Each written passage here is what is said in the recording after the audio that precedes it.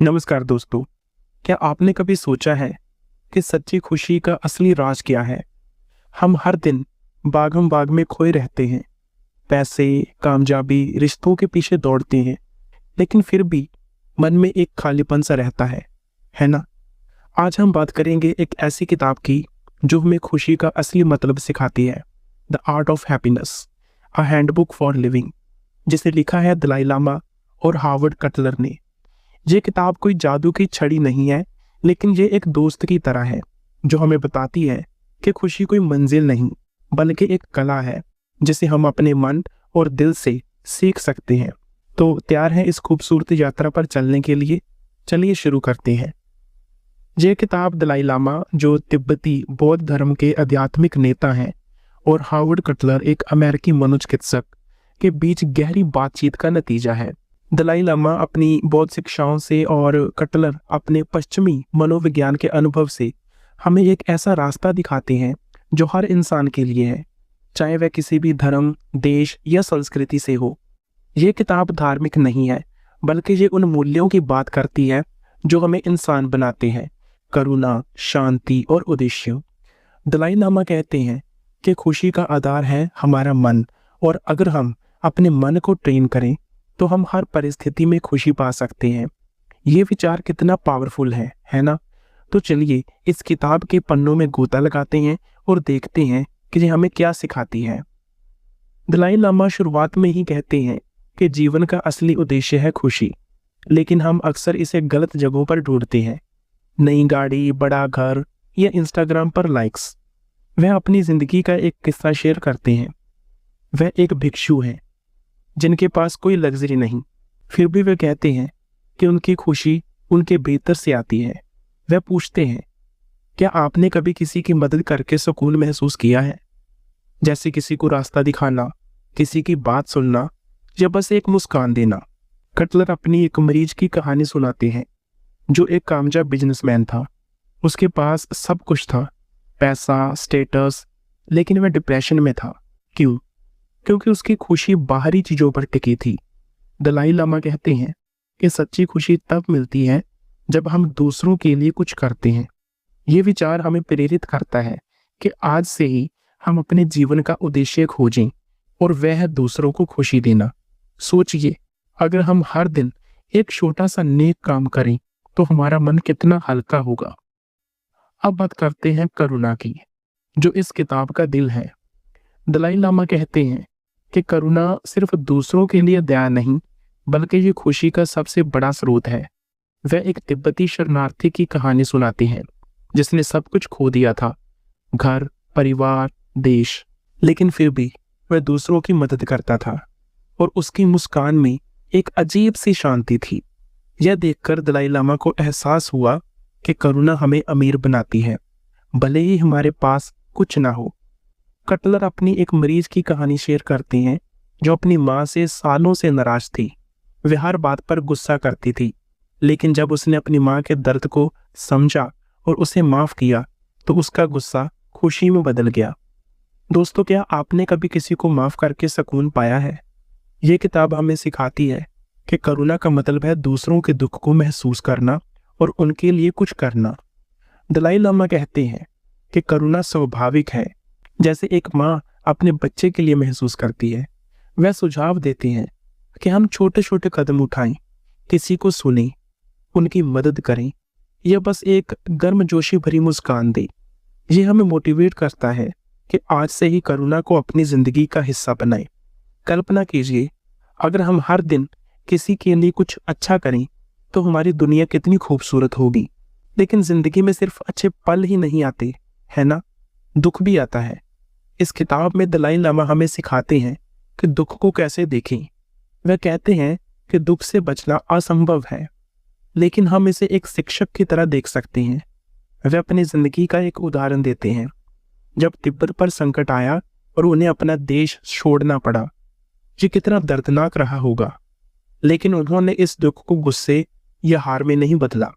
इसके बजाय उन्होंने इसे एक नया मौका माना, करुणा और धैर्य को सीखने का। कटलर अपने एक मरीज की कहानी बताते हैं जिसने अपनी नौकरी खो दी। वह डिप्रेशन में चला गया, लेकिन जब उसने अपने दुख को स्वीकार किया और दूसरों की मदद शुरू की तो उसकी जिंदगी में एक नया मकसद आया। दोस्तों, क्या आपने कभी मुश्किल वक्त में कुछ नया सीखा है? ये किताब हमें प्रेरित करती है कि दुख को नकारने की बजाय उसे समझो। दलाई लामा कहते हैं कि जब हम अपने दुख को दूसरों के दुख से जोड़ते हैं तो हमारा दर्द छोटा लगने लगता है। वे मेडिटेशन की सलाह देते हैं, अपने मन को शांत करें, अपने विचारों को देखें और पूछें, मैं इससे क्या सीख सकता हूँ। ये छोटा सा कदम हमें ज़्यादा मजबूत और खुश बनाता है। अगली बार जब जिंदगी मुश्किल लगे तो रुके, सांस लें और इस सवाल का जवाब ढूंढें। अब बात करते हैं उन रुकावटों की जो हमारी खुशी में बाधा बनती हैं, जैसे गुस्सा, चिंता और नेगेटिव सोच। दलाई लामा कहते हैं कि गुस्सा हमारी खुशी का सबसे बड़ा दुश्मन है। वह एक पत्रकार के साथ अपनी मुलाकात का जिक्र करते हैं जिसने तिब्बत के बारे में एक मुश्किल सवाल पूछा। दलाई लामा गुस्सा हो सकते थे, लेकिन उन्होंने शांति चुनी और करुणा से जवाब दिया। इससे न सिर्फ बातचीत बेहतर हुई बल्कि उनका मन भी शांत रहा। कटलर अपने एक मरीज की कहानी बताते हैं जो हर छोटी बात पर गुस्सा हो जाती थी। ट्रैफिक में, ऑफिस में, घर में वह हमेशा चिढ़ी रहती थी, लेकिन जब उसने मेडिटेशन और माइंडफुलनेस शुरू की तो उसका मन शांत हो गया। दोस्तों, कितनी बार हम छोटी छोटी बातों पर गुस्सा हो जाते हैं। ये किताब हमें सिखाती है कि गुस्से को कंट्रोल करने के लिए अपने मन को ट्रेन करें। दलाई लामा कहते हैं कि जब गुस्सा आए तो रुकें, गहरी सांस लें और स्थिति को दूसरे नज़रिए से देखें। वह मेडिटेशन का एक आसान तरीका सुझाते हैं। अपने विचारों को ऑब्जर्व करो बिना जजमेंट के। जी हमें प्रेरित करता है कि हम अपनी नेगेटिव भावनाओं को पहचानें और उन्हें पॉजिटिव एनर्जी में बदलें। सोचिए, अगर हम गुस्से की जगह शांति चुनें तो हमारी जिंदगी कितनी सुकून भरी होगी। चिंता भी एक ऐसी चीज है जो हमारी खुशी को चुरा लेती है। दलाई लामा कहते हैं कि चिंता तब आती है जब हम भविष्य के बारे में सोचते हैं या अतीत में अटक जाते हैं। वह एक साधारण सलाह देते हैं, वर्तमान में जियो।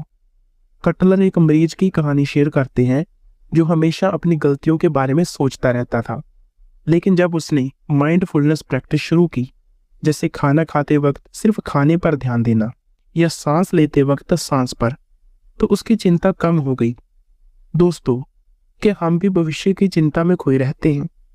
यह किताब हमें सिखाती है कि माइंडफुलनेस के छोटे छोटे कदम, जैसे हर दिन 5 मिनट शांत बैठना और अपने विचारों को देखना, हमारी जिंदगी को बदल सकता है। यह हमें मोटिवेट करता है कि आज से ही वर्तमान में जीना शुरू करें। अगली बार जब चिंता आए तो रुकें, सांस लें और अपने आसपास की खूबसूरती को नोटिस करें, शायद आसमान का रंग या हवा की ठंडक। इस किताब में दलाई लामा ये भी बताते हैं कि खुशी का एक बड़ा हिस्सा है रिश्ते। वह कहते हैं रिश्तों में करुणा और समझदारी सबसे जरूरी है। वह एक दोस्त की कहानी सुनाते हैं जो अपने परिवार से अलग थलग था, लेकिन जब उसने अपने परिवार के साथ समय बिताना शुरू किया, उनकी बातें सुनी, उनके सुख दुख, उनके दर्द को समझा, तो उसके रिश्ते मजबूत हो गए। कटलर अपने एक मरीज की कहानी बताती है जो अपने पति से हमेशा झगड़ती थी, लेकिन जब उसने अपने पति के नजरिए को समझने की कोशिश की तो उनके बीच की दूरी कम हो गई। दोस्तों, कितनी बार हम अपने रिश्तों में जल्दबाजी में जवाब दे देते हैं। ये किताब हमें सिखाती है कि रिश्तों में धैर्य और करुणा लाएं। दलाई लामा कहते हैं कि जब हम दूसरों के लिए समय निकालते हैं तो हमारी खुशी दोगुनी हो जाती है। जी हमें प्रेरित करता है कि आज से अपने रिश्तों को वक्त दें, अपने दोस्तों, परिवार या पड़ोसियों को सुनें और देखें कैसे आपके रिश्ते खिल उठते हैं। आध्यात्मिकता भी इस किताब का एक अहम हिस्सा है, लेकिन दलाई लामा साफ कहते हैं कि आध्यात्मिकता का मतलब धर्म नहीं है। यह है अपने भीतर की शांति और नैतिकता को खोजना। वह एक गैर धार्मिक व्यक्ति की कहानी बताते हैं जो दूसरों की मदद करके खुश था। वह कहते हैं कि नैतिकता का मतलब है दूसरों का भला करना, सच बोलना और करुणा से जीना।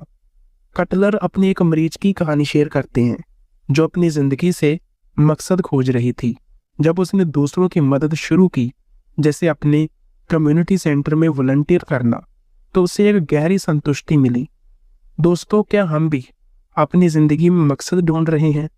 ये किताब हमें सिखाती है कि आध्यात्मिकता का मतलब है अपने दिल को साफ रखना और दूसरों के लिए जीना।